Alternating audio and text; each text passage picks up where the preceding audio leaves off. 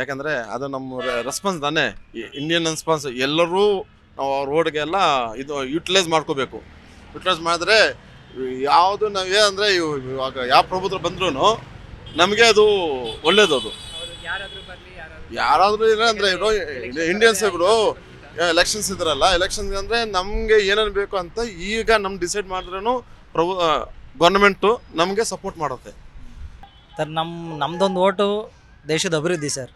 ಪ್ರತಿಯೊಬ್ಬ ಪ್ರಜೆನೂ ವೋಟ್ ಮಾಡೋದು ಅವ್ನ ಕರ್ತವ್ಯ. ಯಾಕೆಂತಂದರೆ ದೇಶದ ಅಭಿವೃದ್ಧಿ ನಮ್ಮ ಪ್ರಜೆಗಳ ಕೈಲಿರುತ್ತೆ. ನಾವು ಎಲೆಕ್ಟ್ ಮಾಡಿ ಕಳಿಸೋರು ದೇಶ ಅಭಿವೃದ್ಧಿ ಮಾಡೋದು ಅವ್ರ ಕೆಲಸ. ಬಟ್ ನಾವು ಎಲೆಕ್ಟ್ ಮಾಡಿ ಕಳಿಸ್ತೀವಲ್ಲ, ಅದು ಭಾಳ ಇಂಪಾರ್ಟೆಂಟ್ ಆಗುತ್ತೆ. ಭಾಳ ಯೋಚನೆ ಮಾಡಿ ನಾವು ವೋಟ್ ಹಾಕಬೇಕಾಗತ್ತೆ.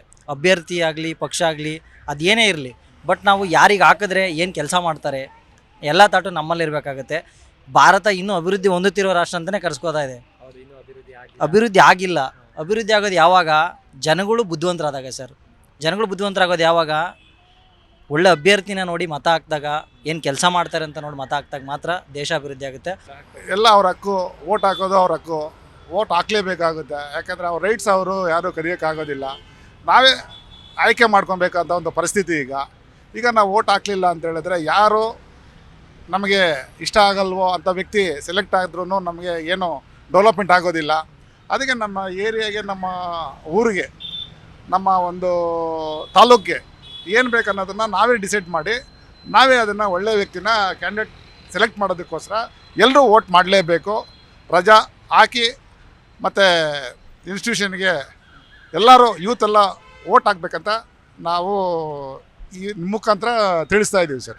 ನೌಕರರಾಗಲಿ, ಮತ್ತು ಕಾರ್ಮಿಕರಾಗಲಿ, ಮತ್ತು ಪ್ರೈವೇಟ್ ಸೆಕ್ಟರ್ ಆಗಲಿ, ಯೂತ್ಸ್ ಆಗಲಿ, ಎಲ್ಲರೂ ವೋಟ್ ಮಾಡಬೇಕಂತ ನಾವು ಎಲ್ರಿಗೂ ಥ್ರೂ ನಮ್ಮ GTV ಮುಖಾಂತರ ಎಲ್ಲರಿಗೂ ನಾವು ತಿಳಿಸ್ತಾ ಇದ್ದೀವಿ. ಫಸ್ಟೇ ಅವರು ಸೆಲೆಕ್ಟ್ ಮಾಡಬೇಕಂದ್ರೆ ಅದು ಈಗಿನ ಮುಂದಿನ ಪೀಳಿಗೆ ಅವ್ರ ಮಕ್ಕಳ ಕೈಯಲ್ಲಿರ್ತದೆ. ಈಗ ಫಸ್ಟ್ ಟೈಮ್ ವೋಟ್ ಹಾಕಿರ್ತಕ್ಕಂಥವ್ರನ್ನ ನೋಡಿ ಅವರು ಡಿಸೈಡ್ ಮಾಡಬೇಕಾಗುತ್ತೆ. ನಾವು ಇಂಥದಕ್ಕೇ ನಾವು ಮಾಡೋದಕ್ಕೆ ಅನ್ನೋದಕ್ಕಿಂತ ಅವರು ಒಂದು ಫೀಚರ್ ಅವ್ರ ಕೈಲಿ ಇರೋದ್ರಿಂದ ಈಗ ಆಗಿರ್ತಕ್ಕಂಥ ಡೆವಲಪ್ಮೆಂಟು ಮತ್ತು ಡೆವಲಪ್ಮೆಂಟ್ ಇಲ್ದಿರ್ತಕ್ಕಂಥದ್ದು ನೋಡಿಕೊಂಡು ಅವರು ವೋಟ್ ಮಾಡಬೇಕಂತ ಅವ್ರಿಗೆ ನಾವು ಸಜೆಸ್ಟ್ ಮಾಡ್ತಾಯಿದ್ವಿ. ಯುವಕರಿಗೆ ಅವರು ಭವಿಷ್ಯದ ಬಗ್ಗೆ ಥಿಂಕ್ ಮಾಡಬೇಕು. ಅವರು ಓದಿನ ಬಗ್ಗೆ ಥಿಂಕ್ ಮಾಡಬೇಕು. ಅವ್ರಿಗೆ ಯಾರು ಒಳ್ಳೇದು ಮಾಡ್ತಾರೆ ಅಂತ ಥಿಂಕ್ ಮಾಡಬೇಕು. ಅಂದರೆ ಅವ್ರಿಗೆ ನೆಕ್ಸ್ಟ್ ಅವ್ರು ಓದಾದಮೇಲೆ ಅವ್ರಿಗೆ ಕೆಲಸ ಯಾವ ಸರ್ಕಾರ ಕೊಡುತ್ತೆ ಅಂತ ಅವ್ರು ಥಿಂಕ್ ಮಾಡಿ ವೋಟ್ ಮಾಡಬೇಕು. ದೇಶದ ಪ್ರಜೆಗಳಾಗಿ ನಾವು ಆ ಕೆಲಸನ ಮಾಡಬಾರ್ದು. ದೇಶ ಏನಕ್ಕೆ ನಮಗೆ ರಜಾ ಘೋಷಿಸುತ್ತೆ ಅಂತ ಹೇಳಿದ್ರೆ, ನಾವು as A citizen of India ನಾವು ರೆಸ್ಪಾನ್ಸಿಬಿಲಿಟಿ ತೊಗೊಂಡು ನಾವು ವೋಟನ್ನು ಮಾಡಬೇಕು. ನಾವು ಪ್ರತಿಯೊಂದು ವೋಟು ನಮ್ಮ ನಾಯಕರಿಗೆ ಶಕ್ತಿ ತುಂಬುತ್ತೆ, ಆಯಿತಾ. ಹಾಗಾಗಿ ಪಾರ್ಲಿಮೆಂಟಲ್ಲಿ ಪಾಸ್ ಆಗೋ ಪ್ರತಿಯೊಂದು ಬಿಲ್, ಆಯಿತಾ, ಪ್ರತಿಯೊಂದು ಬಿಲ್ ಏನಿದೆ ಅದನ್ನು ಪಾಸ್ ಆಗಬೇಕಂದ್ರೆ ನಮ್ಮ MP ಗಳಾಗಲಿ, ಇಲ್ಲಿ ವಿಧಾನಸೌಧದಲ್ಲಿ MLAಗಳೇನಿದ್ದಾರೆ ಅವ್ರಿಗೆ ಶಕ್ತಿ ಸಿಗತ್ತೆ. ಅಲ್ಲಿ ಬಿಲ್ ಪಾಸ್ ಆಗೋದಕ್ಕೆ, ವೋಟ್ ಆಗೋದಕ್ಕೆ ಅವ್ರಿಗೆ ಶಕ್ತಿ ಸಿಗುತ್ತೆ. ಅದೇ ಥರ MP ಎಲೆಕ್ಷನ್ಸಲ್ಲೂ ಅಷ್ಟೇ. ಇಲ್ಲಿಂದ ನಾವು ಚುನಾಯಿತರಾಗಿ ಕಳಿಸಿರ್ತೀವಲ್ಲ MP ಗಳು, ಅವರು ಅಲ್ಲಿ ವೋಟ್ ಮಾಡೋದಕ್ಕೆ ಈಸಿ ಆಗುತ್ತೆ. ಹುಡುಗರಿಗೆ ಪಾಪ 18 ವರ್ಷ ತುಂಬಿರೋ ಹುಡುಗರು ಯಾರಿದ್ದಾರೆ ಅವ್ರಿಗೆ ವೋಟ್ ಆಗ್ತಾ ಇಲ್ಲ ಅಂತ ಹೇಳಿದ್ರೆ ಅದು ಅವ್ರ ತಪ್ಪಲ್ಲ. ವೋಟ್ಗೆ ಇರೋಂಥ ಇಂಪಾರ್ಟೆನ್ಸು ತಿಳಿಸ್ಕೊಡದೇ ಇರೋವಂಥದ್ದು ನಮ್ಮ ದೊಡ್ಡವ್ರ ಕರ್ತವ್ಯ. ಅದು ಮನೇಲಿ ತಂದೆ ತಾಯಿ ಆಗಿರ್ಬೋದು, ಅಥವಾ ಏರಿಯಾದಲ್ಲಿರೋ ಯಾರು ಲೀಡರ್ಸ್ ಇದ್ದಾರೆ ಅವರಾಗಿರ್ಬೋದು, ಅಥವಾ ಅವ್ರ ಸ್ಕೂಲ್ ಬೆಳೆದಿರೋವಂಥ ವಾತಾವರಣ ಏನಿದೆ ದೇಶದ ಬಗ್ಗೆ ತಿಳಿಸ್ಕೊಟ್ಟಿಲ್ಲ. ಹಾಗಾಗಿ ಅವ್ರಿಗೆ ಅವೇರ್ನೆಸ್ ಇರೋದಿಲ್ಲ. ಅದನ್ನು ಮೊದಲಿಂದನೂ ಮಾಡ್ಕೊಂಬಂದರೆ ತುಂಬ ಒಳ್ಳೆಯದು. ವೋಟ್ ಆಗೋದ್ರೆ ಕಾನೂನು ಪ್ರಕಾರ ಏನಂದರೆ ನಮಗೆ ಆಧಾರ್ ಕಾರ್ಡ್ನಲ್ಲಿ ಪ್ರೂಫ್ ಇರ್ತದೆ, ಕೂಪನ್ ಕಾರ್ಡ್ನಲ್ಲಿ ಪ್ರೂಫ್ ಇರ್ತದೆ, ವೋಟರ್ ಐಡ್ನಲ್ಲಿ ಇರ್ತದೆ, ವಿಧಾನಸೌಧದಲ್ಲಿ ನಂಬರ್ ಆಗಿರ್ತೀವಿ. ಯಾರು ಒಳ್ಳೇದು ಮಾಡಿದ್ರೆ ಅವ್ರಿಗೆ ಹಾಕ್ಲೇಬೇಕಲ್ಲ ಸರ್ ಗೌರ್ಮೆಂಟ್ ಪ್ರಕಾರ. ಇಲ್ಲ ಸರ್, ಅದು ನಮ್ಮ ಕರ್ತವ್ಯ. ನಾವು ವೋಟ್ ಅಂದರೆ ನಾವು ಹಾಕ್ಲೇಬೇಕಾದ್ರೆ, ಏಕೆಂದರೆ ನಮ್ಮಿಂದನೇ ಅದು ನಮ್ಮ ಗೌರ್ಮೆಂಟ್ ಪಾಸ್ ಆಗಾಗಲಿ ಏನೇ ಮಾಡಬೇಕಾದ್ರೆ ನಮ್ಮ ಕಡೆಯಿಂದನೇ ಅವ್ರು ಇದು ಮಾಡಬೇಕು. ಒಳ್ಳೆ ವ್ಯಕ್ತಿ ನೋಡಿ ಆಗಬೇಕು ವೋಟ್. ಯಾವುದಕ್ಕೂ ದುಡ್ಡಿಗೆ ಕಾಸು ಇಸ್ಕೋಬಾರ್ದು. ಮೇನು ಅದು ಮೇನ್ ಇಂಪಾರ್ಟೆಂಟ್. ಕೆಲವು ಜನ ಆಸೆ ಇರ್ತದೆ ದುಡ್ಡು ತಗೋಬೇಕು ಅಂತ, ಅದು ತಗೋಬಾರ್ದು. ಒಳ್ಳೆ ವ್ಯಕ್ತಿ ನೋಡಿಬಿಟ್ಟು ವೋಟ್ ಆಗಬೇಕು. ನಮ್ಮ ಏರಿಯಾಗೆ ಮೇಲೆ ಇರೋದು ಮೋದಿನೇ ಆಗಬೇಕು, ಇರಬೇಕು.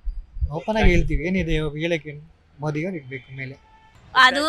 ಅದು ಒಂದು ತಿಂಗಳು ಅದಕ್ಕೆ ನಾವು ಸಣ್ಣ ಸಮಿತಿಲೇ ಬರ್ತಾ ಇದೆ ಅದು ಓಟು. ನಮ್ಗೆ ಇಷ್ಟನ ಕೈ ಚಿನ್ನನೋ ಏನು ಆಗ್ತಾರೋ ಅದು ನಮ್ಗೆ ಇಷ್ಟ ಅಲ್ಲ.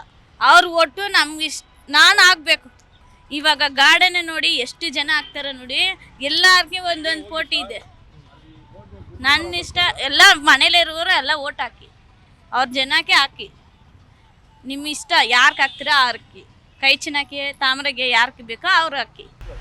ಯಾರಿಗಾದ್ರೂ ಉಪಯೋಗ ಆದರೆ ಏನಾದರೂ ಚೆನ್ನಾಗಿ ಏನಾದರೂ ಸಹಾಯ ಮಾಡಿದ್ರೆ ಚೆನ್ನಾಗಿರುತ್ತೆ. ಎಲ್ಲ ಅವರವರೇ ನೋಡಿಕೊಂಡ್ರೆ ಏನಿಲ್ಲ. ಯಾರಾದರೂ ಒಬ್ರು ಕೈಯಿಂದ ಒಬ್ಬರು ಸಹಾಯ ಮಾಡಿದ್ರೆ, ಯಾರು ಬರ್ತಾರೋ ಒಳ್ಳೇದು ಮಾಡಿದ್ರೆ ಒಳ್ಳೇದಾಯ್ತು. ಯಾರಾದರೂ ಬರಲಿ, ಒಳ್ಳೇದು ಮಾಡಿದ್ರೆ ಒಳ್ಳೇದು ಅಷ್ಟೇ.